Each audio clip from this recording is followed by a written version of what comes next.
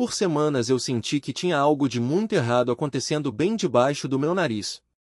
Sabe aquela intuição de mulher que fica martelando na sua nuca, como um aviso silencioso, mas você tenta ignorar porque encarar a verdade pode destruir tudo que você construiu? Pois é, cara, eu vivi isso na pele. Antes de eu abrir o meu coração e te contar como meu mundo inteiro desmoronou e como eu fiz para juntar os pedaços, faz um favor para mim? Deixa aqui nos comentários de qual cidade ou país você está assistindo a esse vídeo. Eu sempre leio tudo e adoro saber até onde as minhas histórias estão chegando, me faz sentir menos sozinha.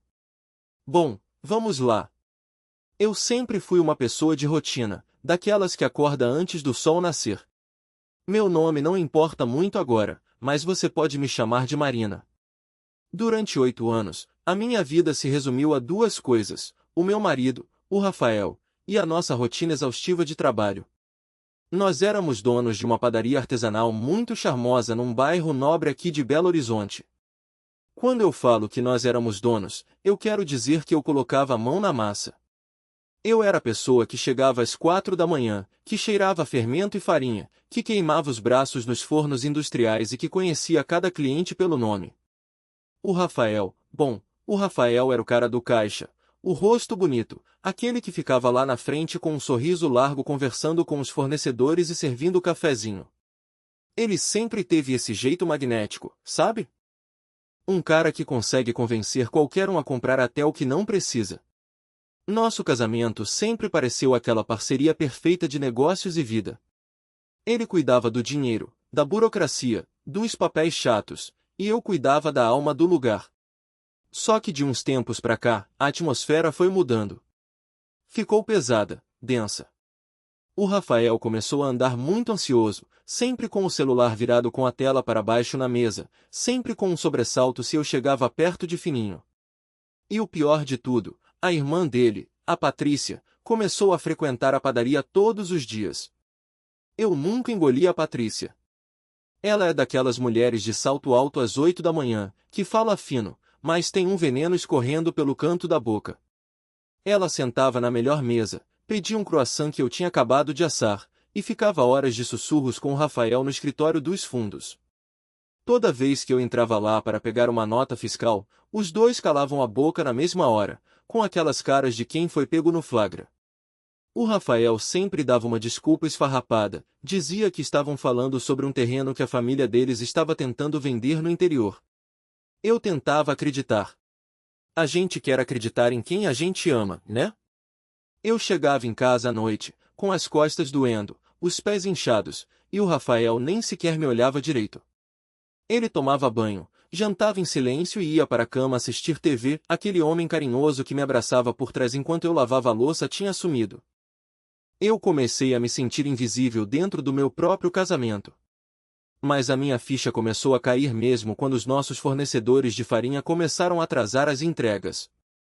Uma vez, o entregador me disse que tinha faturas em aberto. Eu achei um absurdo, porque o nosso movimento era ótimo e a gaveta do caixa estava sempre cheia. Fui questionar o Rafael, e ele deu um chilique. Gritou comigo no meio do salão, antes de abrirmos as portas, dizendo que eu não entendia nada de fluxo de caixa, que eu só sabia sovar massa e que deveria voltar para o meu lugar. Cara, aquilo me machucou de um jeito que eu não sei nem explicar. Eu engoli o choro, limpei as mãos no avental e fui para a cozinha. Mas daquele dia em diante, a minha confiança quebrou. A pulga atrás da orelha virou um monstro gigante. Eu comecei a observar tudo. Cada movimento, cada suspiro, cada saída rápida que ele dava para ir ao banco. Eu nunca fui do tipo controladora. Deus me livre ser aquela esposa que mexe no celular do marido de madrugada. Mas a necessidade de entender o que estava acontecendo me dominou. O meu coração passava o dia inteiro acelerado. Sabe aquela sensação de que você esqueceu a boca do fogão acesa? Era assim que eu me sentia o dia todo. O primeiro passo foi tentar acessar o computador do escritório quando ele saiu para almoçar com a Patrícia. A porta estava só encostada. Eu entrei, sentei na cadeira dele que ainda estava quente e mexi o mouse. A tela pediu a senha. O Rafael usava a mesma senha desde que a gente namorava, a data do nosso primeiro beijo e o nome da mãe dele.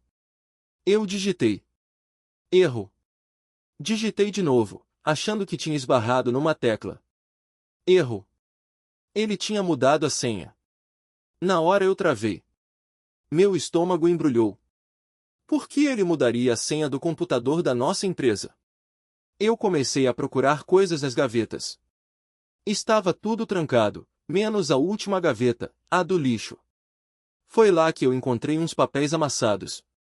Eram rascunhos de cálculos. Valores altíssimos.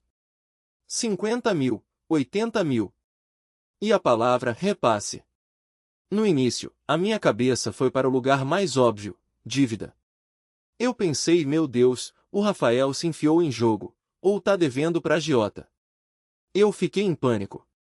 Comecei a economizar cada centavo do meu próprio bolso, pensando que a qualquer momento alguém ia bater na nossa porta cobrando. Passei umas 2 semanas vivendo nesse inferno particular, sem dormir direito, acordando suada no meio da madrugada. Eu tentava puxar assunto com ele, falava amor, se a gente tiver com algum problema financeiro, a gente pode cortar gastos, eu te ajudo, mas ele só me dava as costas e dizia que eu era paranoica. Até que teve um feriado prolongado. A padaria não abriu na segunda-feira. O Rafael disse que precisava ir num cartório no centro assinar uns documentos daquele bendito terreno da família e me deixou em casa. Eu decidi aproveitar que estava sozinha para fazer uma faxina profunda no escritório que a gente tinha montado num quarto de hóspedes no nosso apartamento. Ele odiava que eu mexesse lá, mas o lugar estava puro pó. Fui limpar a estante de livros, tirando um por um para passar o pano. Foi quando um livro grosso de contabilidade escorregou da minha mão e caiu no chão com um baque surdo. De dentro dele, escorregou um pendrive preto. Um pendrive que eu nunca tinha visto na vida. As minhas mãos começaram a tremer. Tipo, tremer muito. Eu sentei no tapete felpudo do chão do quarto, olhando para aquele negocinho preto como se fosse uma bomba relógio.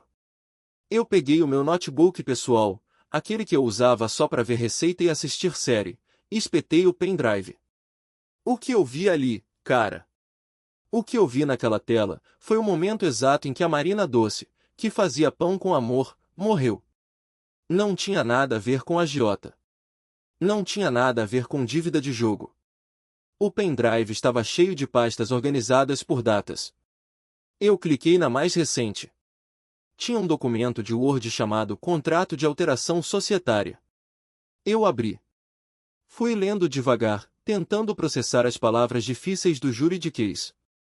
O documento dizia que a sócia Marina estava transferindo 100% da sua parte da padaria para Patrícia, a minha cunhada, por um valor irrisório. E o motivo? O texto alegava que eu tinha contraído uma dívida astronômica com a empresa de consultoria da Patrícia devido a má gestão e desvios e que, como pagamento, eu estava cedendo a minha parte do negócio. Lá no fim, tinha um espaço com o meu nome, esperando a minha assinatura. Meu mundo caiu. Eu fiquei sem ar. Eu tentava puxar a respiração e ela não vinha. Eu caí de joelhos no chão do quarto, abraçando a minha própria barriga, sentindo uma dor física, sabe? Uma facada. Eles iam me roubar. O meu marido e a irmã dele estavam armando para me expulsar do negócio que eu construí com o meu suor, me deixando com uma dívida falsa nas costas. E não parou por aí. Tinha uma subpasta chamada Fotos. Eu cliquei, já esperando o pior. E o pior veio. Eram capturas de tela do WhatsApp. Conversas do Rafael. Mas não com a Patrícia. Eram conversas com uma mulher chamada Beatriz. Uma menina que não devia ter nem 25 anos, que era gerente de uma loja de embalagens aqui da região. Nas mensagens, o Rafael dizia que não aguentava mais o cheiro de gordura e farinha que eu exalava. Ele dizia para essa Beatriz ter calma, que os papéis já estavam quase prontos e que, em menos de um mês, eles iam reformar a padaria, tirar o meu nome de tudo, e que ela seria a nova administradora. Tinha uma mensagem de áudio salva. Eu cliquei no play com o dedo tremendo. A voz do homem com quem eu dormia há 8 anos encheu o quarto. Ele ria. Ele dava uma gargalhada solta, gostosa, daquelas que eu não ouvia há anos. Ele dizia, Bia, Relaxa. A Patrícia é um gênio. Ela fez um contrato tão bem amarrado que a coitada não vai ter para onde correr. Ela é burra para essas coisas de número. Eu vou fazer ela assinar no meio daquela papelada de rotina de fornecedor, ela nem lê o que assina. Mês que vem a gente bota ela na rua e eu fico livre. O áudio acabou. O silêncio que ficou no apartamento era ensurdecedor. Eu não chorei. Sabe quando o choque é tão brutal que a lágrima seca antes de nascer? Eu fiquei ali, olhando para a parede branca, sentindo uma frieza tomar conta de todo o meu corpo. Minhas veias pareciam que tinham gelo correndo dentro. Eu entendi tudo. Eu era só a funcionária não remunerada que levantou o império para ele entregar de bandeja para uma amante qualquer. E a irmã dele, que sempre me odiou por ser de uma família mais humilde, era a mente por trás do golpe. Eu fechei o notebook. Tirei o pendrive. Guardei exatamente do jeito que eu achei, no meio do livro, e coloquei o livro na estante. Eu limpei o pó que faltava. Tomei um banho demorado, sentindo a água quente bater nas minhas costas. Quando o Rafael chegou em casa, 2 horas depois, eu estava fazendo o jantar. Fiz o prato preferido dele, estrogonofe de carne. Ele entrou na cozinha, beijou o topo da minha cabeça com aquela falsidade nojenta e perguntou como tinha sido o meu dia. Eu olhei para ele, sorri e disse, foi muito produtivo, amor. Descansei bastante. Eu não gaguejei. Eu não tremi. Aquela Marina boba tinha ficado lá no chão do escritório. Naquela mesma noite, eu esperei ele começar a roncar. Peguei o meu celular e fui para o banheiro, liguei o chuveiro para abafar qualquer som. Eu não tinha muitos parentes, mas eu tinha minha madrinha, a Dona Lourdes. Ela mora no interior de São Paulo, numa cidadezinha chamada Franca. A Dona Lourdes foi contadora a vida inteira e é o tipo de mulher que não leva desaforo para casa nem se pagarem. Uma mulher dura, de voz grossa, que me criou depois que minha mãe faleceu. Eu liguei para ela. Eram quase 2 da manhã. Quando ela atendeu, com aquela voz rouca de sono, eu desabei. Aí sim eu chorei. Chorei tudo que estava entalado na garganta. Falei sobre o pendrive, sobre a Patrícia, sobre a amante. Ela ficou em silêncio ouvindo meu desespero. Quando eu terminei, a única coisa que ela me disse foi, Marina, enxuga o rosto. Ninguém faz você de tapete. Amanhã cedo eu tô pegando um ônibus para BH. Não fala uma com esse canalha. Deixa ele achar que é o espertão. Nos dias que se seguiram, eu fui a melhor atriz de Hollywood. Eu fiz os pães mais macios. Eu sorria para os clientes. Eu servia café para o Rafael. Eu via ele digitando sorrindo no celular, sabendo que era tal da Beatriz, e eu simplesmente não reagia. Por dentro, eu estava calculando cada passo. A Dona Lourdes chegou na cidade e ficou num hotel barato no centro.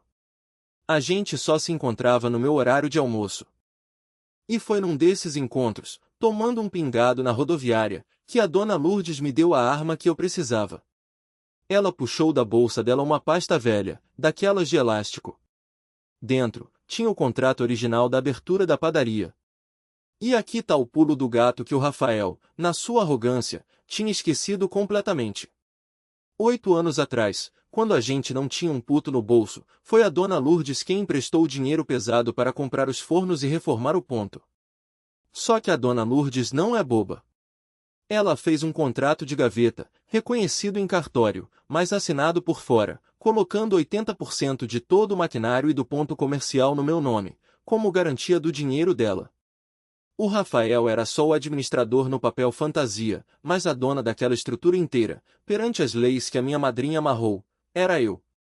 Ele nunca ligou para aquele papel porque achou que, sendo casados, tudo se resolveria, e ele tinha certeza que a irmã advogada dele conseguiria anular qualquer coisa se precisasse. Mas a Dona Lourdes tinha provas de depósitos diretos para mim. A padaria era minha. O plano dele só funcionaria se eu assinasse aquela desistência confessando uma dívida falsa. A gente esperou o bote. E ele não demorou. Numa quinta-feira à tarde, a padaria estava meio vazia. O Rafael chamou a Patrícia para ir lá. Os dois entraram no escritório. 10 minutos depois, ele colocou a cabeça para fora e gritou: Marina, vem cá rapidinho assinar uns guias do contador. Eu respirei fundo. Tirei o avental sujo de farinha, dobrei em cima do balcão e fui. Quando eu entrei no escritório, a Patrícia estava sentada na cadeira giratória, com as pernas cruzadas, parecendo a dona do mundo. Em cima da mesa, no meio de umas 10 páginas de notas fiscais comuns, estava o tal contrato de alteração societária. Eles achavam que eu ia simplesmente rabiscar meu nome no fim da pilha. O Rafael sorriu amarelo e me estendeu uma caneta. Assina aqui embaixo, amor, rapidinho que eu tenho que mandar pro motoboy. Eu peguei a caneta. Olhei pro papel, olhei pra cara dele. E então, eu puxei a folha de baixo. Peguei o contrato de alteração, coloquei em cima de tudo e comecei a ler em voz alta. Cláusula 4ª. A sócia Marina reconhece a dívida de R$ 120 mil com a empresa de consultoria de Patrícia. A cor sumiu do rosto do Rafael. A Patrícia descruzou as pernas na mesma hora. O que é isso, Marina? É só uma formalidade burocrática, ela tentou falar, com a voz embargada. Eu joguei a caneta na mesa. Formalidade para eu perder tudo e você colocar a Beatriz no meu lugar para cheirar menos a gordura, Rafael, eu falei, encarando ele no fundo dos olhos. O cara virou um fantasma. Ele começou a gaguejar, tentando inventar uma desculpa, dizendo que eu estava louca, que eu estava vendo coisas. A Patrícia levantou, bateu na mesa e começou a gritar, dizendo que o negócio estava falido por minha causa, que eu era uma incompetente e que se eu não assinasse por bem, ia assinar por mal na justiça. Foi nesse exato momento que a porta do escritório abriu de novo. A dona Lourdes entrou. Ela estava com um talher vinho impecável, segurando a pasta dela. Ela fechou a porta atrás de si, trancou na chave e olhou para Patrícia. Você deve ser advogadinha de porta de cadeia, a dona Lourdes disse, com a voz rasgando o silêncio. A Patrícia perguntou quem diabos ela era. A dona Lourdes jogou a cópia do contrato original, as notas promissórias dos fornos e o registro do imóvel na mesa. Eu sou a dona do dinheiro que levantou essa espelunca. E isso aqui, ela bateu o dedo no contrato forjado da Patrícia, isso aqui é tentativa de estelionato e fraude processual. Eu tenho um amigo delegado ali na primeira DP que adoraria ver essa maravilha que você redigiu. A cara da Patrícia derreteu. O deboche virou puro terror. O Rafael tentou segurar o meu braço, com os olhos cheios de lágrimas de crocodilo, dizendo, Marina, pelo amor de Deus, a minha irmã que deu a ideia, eu nunca quis isso, eu te amo. Eu puxei o meu braço com tanto nojo que parecia que eu tinha encostado num bicho morto. Falei para ele calar a boca. Falei que ele era um homem minúsculo, um covarde. A dona Lourdes deu o ultimato. Ela disse que tinha gravado toda a confusão no celular dela do lado de fora da porta. A proposta era simples, ou o Rafael assinava ali mesmo, na nossa frente, a saída amigável dele da sociedade, abrindo mão de qualquer direito sobre a padaria em troca da gente não dar queixa na polícia por estelionato contra a irmã dele. Ou no dia seguinte os dois iam sair algemados e a carreira da Patrícia como advogada ia acabar no Conselho de Ética. Eles não tinham saída. O pavor de serem expostos na sociedade burguesa que eles tanto amavam falou mais alto. O Rafael chorava que nem criança enquanto assinava o documento que a dona Lourdes tinha trazido pronto, transferindo a administração 100% para mim. Eu mandei ele pegar as coisas dele do apartamento naquela mesma noite. A Patrícia saiu do escritório sem olhar na minha cara, quase correndo. Quando a poeira baixou, eu fui até o salão da padaria. A moça do caixa estava assustada, sem entender nada. Eu mandei fechar as portas. Sentei numa daquelas cadeiras estofadas, olhei para o teto de madeira que eu ajudei a pintar, e pela primeira vez, eu respirei fundo e o ar encheu o meu pulmão por inteiro.